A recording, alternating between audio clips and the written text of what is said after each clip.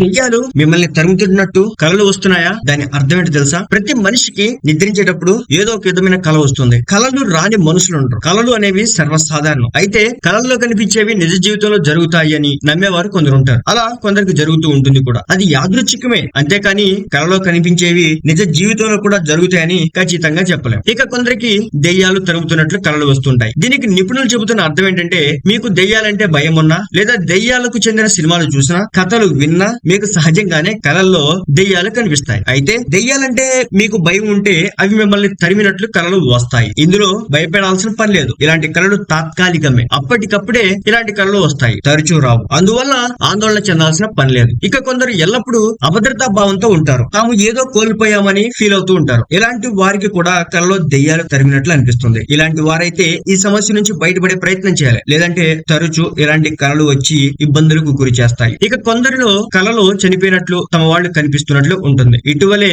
తమ కుటుంబ సభ్యులు లేదా సన్నిహితులు లేదా బంధువులు ఎవరైనా దగ్గర వారు చనిపోతే వారితో అనుబంధం ఎక్కువగా ఉంటే అలాంటి వారు కలలో కనిపిస్తారు. ఇది కూడా యాదృచ్ఛికమే. కొంతకాలానికి ఇలాంటి కళలు తగ్గిపోతాయి. ఎప్పుడో ఒకసారి ఇలాంటి కళలు వస్తాయి. కాబట్టి వీటి గురించి పెద్దగా ఆందోళన చెందాల్సిన పని లేదు. అదేవిధంగా ఆలోచించాల్సిన అవసరం కూడా లేదు. సమస్యలు చాలా ఎక్కువగా ఉన్న వారికి కూడా ఇలా అప్పుడప్పుడు కళల్లో దెయ్యాలు తరిమినట్లు కనిపిస్తుంది. అంటే అనేక సమస్యలు చుట్టుముట్టి ఇబ్బందులకు గురి చేస్తున్నాయని అర్థం. ఆయా సమస్యల నుంచి బయటపడితే ఇలాంటి కళలు రాకుండా చూసుకోవచ్చు. కళలలో దెయ్యాలు కనిపించడం అన్నది సర్వసాధారణమైన విషయం. ఇతర కళల మాదిరిగానే ఈ కళలు కూడా వస్తూ ఉంటాయి. కాబట్టి కళల్లో దెయ్యాలు కనిపించగానే ఆందోళన చెందాల్సిన పనే లేదు. దైవాన్ని పూజించే భక్తులైతే మీ ఇష్ట దైవానికి నమస్కారం చేసి ప్రార్థన చేసుకోండి. ఆ భయం పోతుంది. వీటి విషయంలో ఆందోళన చెందాల్సిన అవసరం అయితే లేదు.